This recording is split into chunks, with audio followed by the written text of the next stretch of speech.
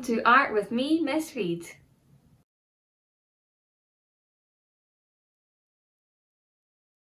Hey everyone, today on our class we are going to be looking at embossing. All you're going to need is tin foil, some paper and something to emboss with. So I'm using just any coloured pencil. Make sure it's not too sharp but also not too blunt. If it's too sharp it's going to rip your tin foil, and if it's too blunt you won't get nice crisp lines. The end of a paintbrush also works. So first of all, if you have a pad of paper, that's really good to put underneath the tin foil.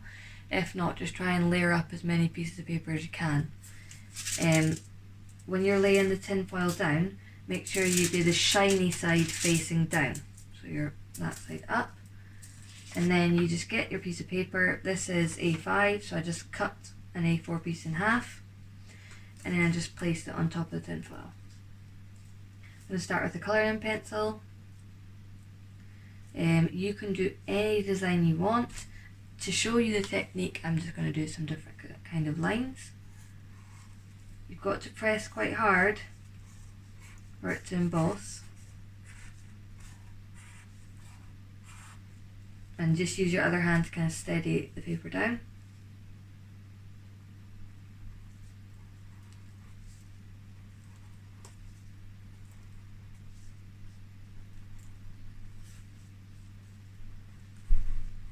Any kind of shapes. It's good to sort of just experiment first, not worry about what it looks like. And also to note, if you're going to do any writing, because it's upside down, you have to reverse it. So if I was doing my name, you have to go backwards. So you might want to practice writing your name backwards on another piece of paper before you start.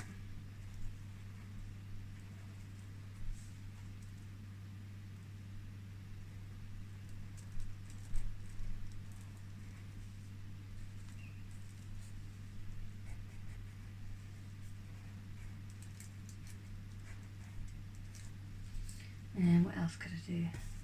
Just do some lines.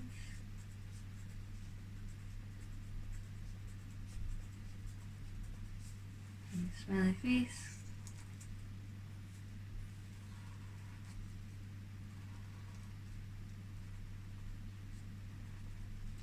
Okay, when you are happy with how much you've drawn on that, you just take that off and then turn over your tin foil, and you can see that the lines have embossed through.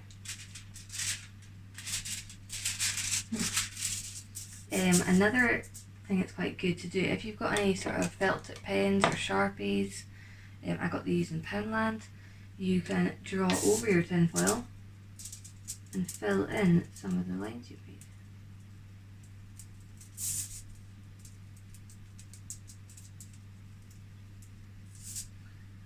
That's quite nice. And also, if you're not happy with how deep the emboss is, just turn over with your pencil, take the paper away and just work straight onto the tin foil.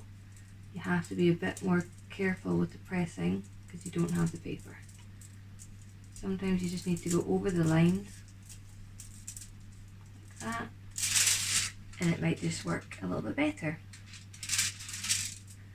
Now that you have learned the embossing skills, if you want, I'm going to show you how to make something you could have for your home. So what you're going to need for this is cardboard, and if you're like me with your eBay shops, you're going to have a lot of cardboard boxes lying about. It's quite tricky to cut, so I've got some quite big scissors. You want to get an adult to help you cut this part. Any size you like. I've gone for a square. 2 pieces cut the exact same size. This one's going to be the top of the frame, and maybe you want to frame some work that you done yesterday. So here's one of my art resists I did yesterday, and I just place it down on the frame. When you're done with the embossing, you're going to put a little bit of glue around this part and just glue it into place. So that's what it looks like before you've done the foil. It's quite nice. To do the foil, you need to cut a really large piece, and you want to go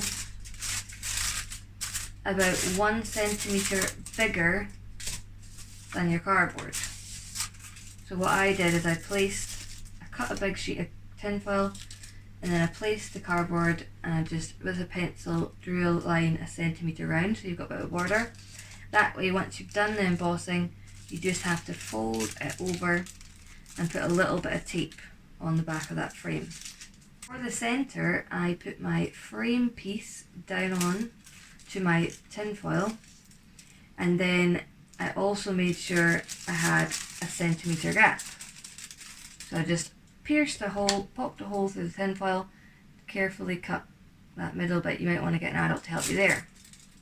Then taking that away, I just sliced into from the corner to where the frame would end on each 4. That way, when you finish your design, again, you can just fold that tin foil over the frame, the back of the frame. So it doesn't have to be really neat because you're not going to see that side. All of this will be folded.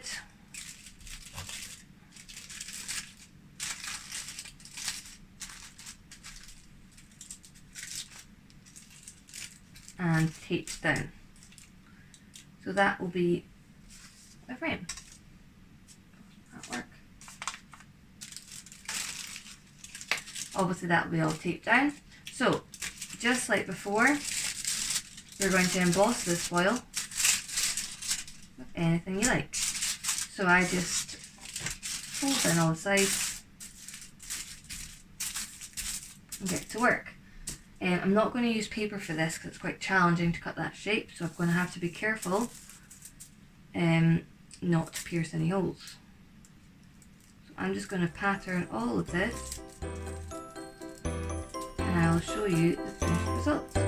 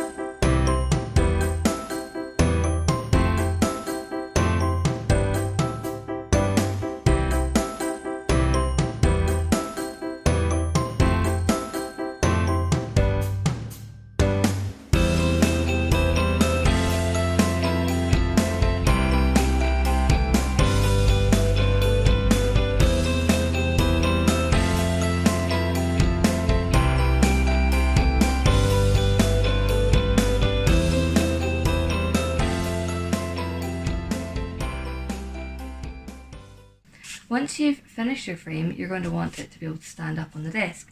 So I'm going to show you how you can cut a stand from a bit of cardboard. So, cut yourself a rectangle of cardboard and make sure that the height is smaller than the frame. That way when it stands up you won't be able to see it from the back. You are going to draw a line 2 centimeters along the top and stop, and then draw a diagonal line until the bottom right corner.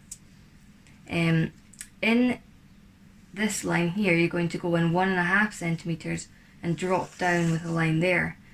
Then you're going to need an adult to help you do some scoring. So with a pair of scissors, open them up and you gently score down this line. That's the only one you need to score. That way it bends, but it doesn't come apart from the cardboard. This line you just cut away like that, and you're going to need glue or sellotape or double-sided tape along this bit here. I'm going to go for just a Pritt stick.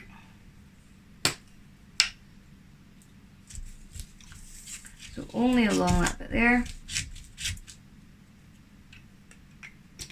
You're going to turn over and bend it at a 90-degree angle and glue down in the middle. I'm going to hold that for a little while and then it stands up. Thanks for watching.